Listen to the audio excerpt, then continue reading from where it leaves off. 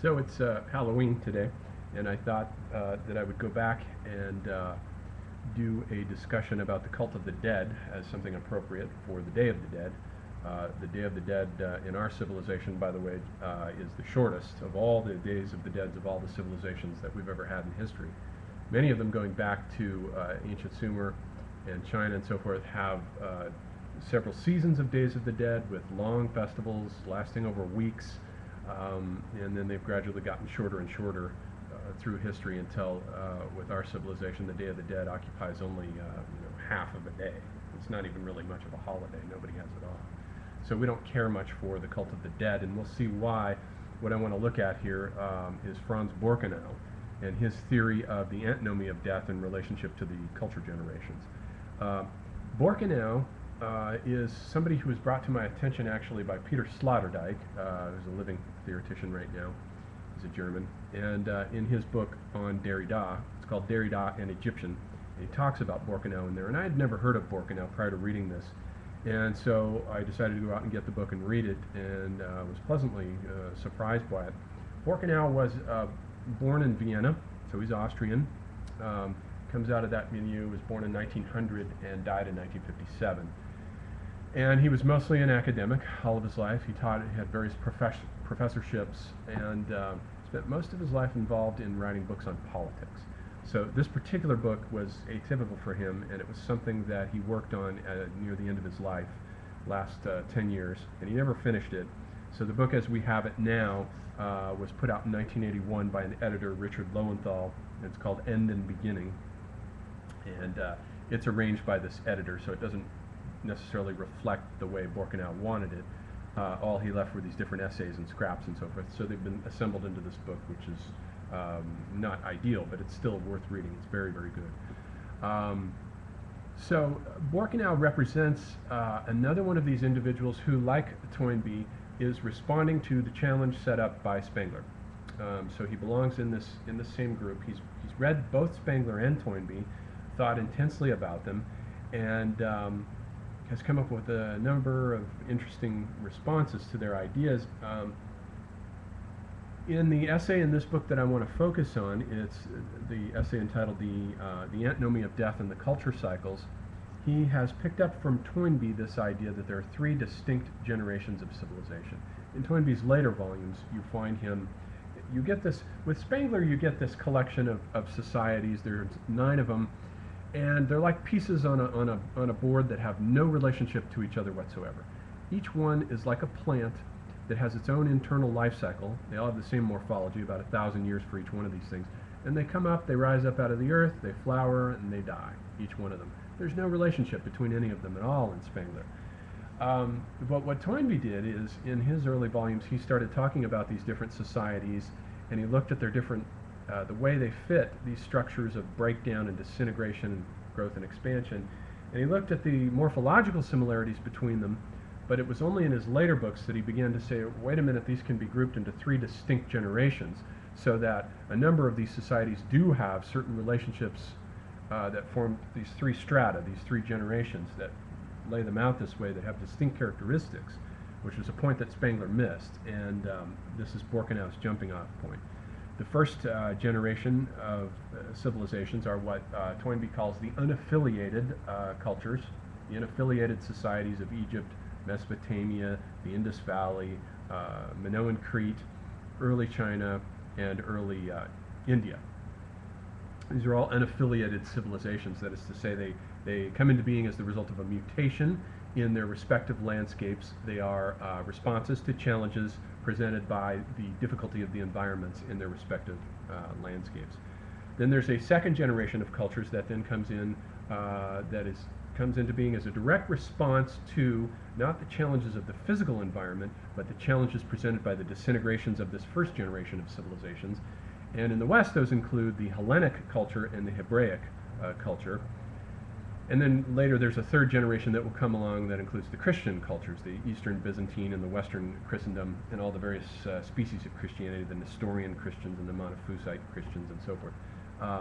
Those are all the third generation, Christianity and Islam and so forth. So we've got 3 distinct generations of civilization, that Borkenau has inherited from Toynbee. And what he does, what he noticed, Borkenau's area of expertise was in noticing the dark ages between these gaps. The gaps between each of these civilizations, there occurs this dark age. And Spengler more or less looked over the Dark Age, and the only comments that Toynbee really makes about them are that he calls them these heroic ages, in which the only creative act that goes on in these Dark Ages is the creation of poetry, the great epics, the Homeric epics in the Mediterranean Dark Age between the disintegration of Egypt and Mesopotamia and the rise of the Hebraic and Hellenic societies. So you get the creation of the Homeric epos there, and also the Bible, the Old Testament in its original versions. And then in the breakdown after Roman civilization, the Roman universal state breaks down, then you get, we get in Iceland the writing down of the Eddas and the creation of Beowulf and the Song of Roland and so forth. So we get these epics. So there's this creativity that goes on, but that's the only aspect of these Dark Ages that Toynbee recognized. Borkenau became more of a specialist on these Dark Ages, these interregnums, and he came up with some elaborate ideas about what the creative forces that really go on in these epochs that make possible the subsequent civilizations that come out of them. And whereas Toynbee had said that, one of the differences that he says is that Toynbee had said that civilizations that are affiliated to another civilization have only one parent. Thus, he says, for example, that the Western civilization, our own Western Christendom civilization, is affiliated to the Hellenic culture, and that Christianity came out of that not as another culture but as the universal church that emerged as a chrysalis out of that culture and became the main religion of the West. He doesn't recognize, Borkenau says that Western Christendom actually has two parents, the Hellenic and the Syriac, what Spengler calls the Magian, the culture cycle of the Levantine, the Judeo-Christian Islamic culture on the one hand and the Hellenic on the other. So we really have two parents. Just the way we could say that the Hebraic culture, what Toynbee called the Syriac culture and what Spengler called the Magian or Arabian culture, really had two parents as personified by Abraham and Moses. Abraham coming out of Ur, the city of the moon god in Mesopotamia. You have Mesopotamian civilization there, and then Moses coming out of Egypt. You have two parents there. So this double parental affiliation seems to be recognized by Borkenau, but it was dismissed by Toynbee. It's interesting because that idea of a single parent giving birth to offspring is in mythology is known as parthenogenesis, where you get the ancient mother goddess who would produce her offspring spontaneously without the need for insemination by a male. That's an extremely archaic myth. It goes way, way back, and it comes out of the matristic substratums in the Neolithic cultures that underlay the high civilizations after the patriarchal peoples, the Kurgans and the Indo-Aryans, come along, and they bring myths of the insemination of gods and deities as the result of masculine deities inseminating females and then producing through this dyadic dual parentage process. So Borkenau has this, his thinking is structured by this myth of this dual parentage process. So what he does then is, with this theory of the cycles of death, he says at first, if we look at primitive societies, what they are characterized by is something that he calls death denial or death paranoia. I like the phrase death paranoia. I think it works a little better. In that, to the primitive mind, death is not inevitable. It always has a cause, and the cause is black magic. Someone somewhere has brought about this death of this individual, or if it's not someone, then it's the result of an omen or a curse or some kind of black magic. Some kind of magical principle has been at work in the world somewhere that has brought about this person's death. So they go out looking for it. Often shamans will go to war with each other. Rival shamans will go to war with each other on the suspicion that, they have killed each other's members of each other's tribes. So this feeds a war cycle amongst primitive societies that will often go to war. The headhunting will come in. They'll try to cut off the heads of the enemies and cannibalize them and eat them in order to ingest the magical essence within them, and thus conquering death in that way. So there is no real recognition that death is a normal, natural, inevitable thing. It always has a cause, and the cause is to be found in black magic. So in primitive societies, we have this idea of death paranoia. Then he says that when we get to the rise of the first generation of civilizations, the high civilizations of Mesopotamia and Egypt, we begin to get a new attitude to death, that it shifts out of this death paranoia of the primitive and it moves into what Borkenau calls a death transcending attitude, that he says is common to the group of cultures that includes Egypt, Mesopotamia, Minoan Crete, and the Indus Valley, in which the accent is put on the afterlife. And the afterlife becomes this big, spectacular event with elaborate cosmologies and cartographies and very elaborate procedures. In Egypt, the whole culture is based on a celebration of death, and its primary technology is born out of solving problems in mortuary cults. That becomes the primary motive for all of Egypt's technology, is this attempt to solve mortuary problems. And so death is the big thing, and this world is seen as a pale shadow copy, as something that's not very interesting by comparison. So this is a kind of death transcending attitude that he says the first generation of civilizations had. And indeed, if we look at Egypt and Mesopotamia, this is more true for Egypt than I think it is for any of these others. I think that it doesn't apply to Minoan Crete at all, actually. I think Minoan Crete differs from these other groups in that it has an attitude toward death that it's not very much interested in the afterlife. If you look at the art in Minoan Crete, it's very this worldly, it's very joyful, lyrical, and celebratory of this world. And also, in addition to that, the Cretans were the first ones who stopped the practice of burying the dead under the floors of their living spaces.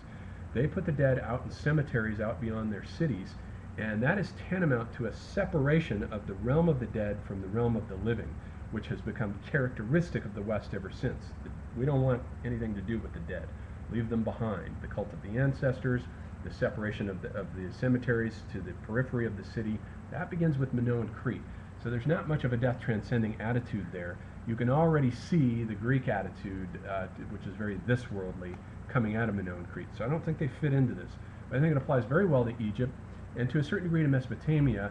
In Mesopotamia, we get a very complex zoology of all these lion demons in the afterlife, scorpion men.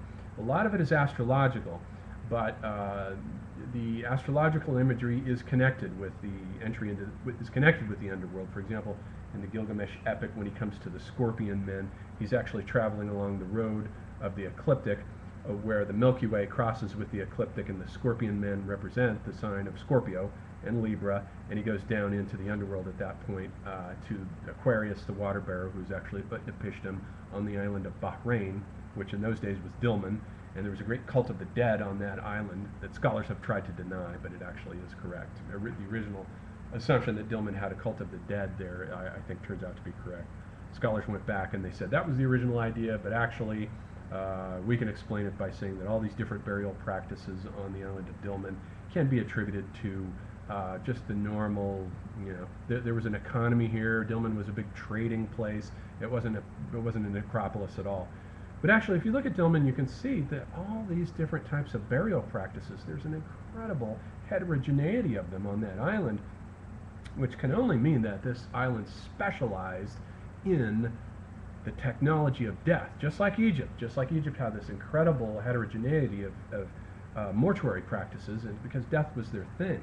So the scholars are wrong that Dilmun wasn't a necropolis. It may have been a trading center as well, but it was a place that people liked to get to be buried. It was a kind of holy place because it was thought to be the center from which there were all these, around the island of Bahrain, there are all these springs underwater that water comes out of, and Utnapishtim, the flood survivor, is Aquarius. He is the water bearer, and Gilgamesh has gone to visit him to get wisdom from him. He's become disillusioned with the official state religion of the city of Uruk that he's from, the Inanna cults. And so he goes off in quest of illumination from Utnapishtim. So the imagery of the zodiac is interlinked in Mesopotamia with the imagery of the afterlife.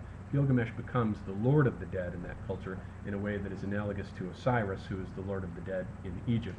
So we have these two great figures, Gilgamesh and Osiris. They're both lords of the dead.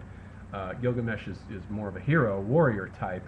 Osiris is an extremely passive figure who simply represents the plant-like coming into being and withering, that temporal cycle. He's a moon god, and Gilgamesh is a sun god. And then these original cities, actually, these two twin cities of Ur and Uruk are interesting to consider in this light because Uruk was its official religion was the religion of Inanna, and she was the goddess of astronomy, specifically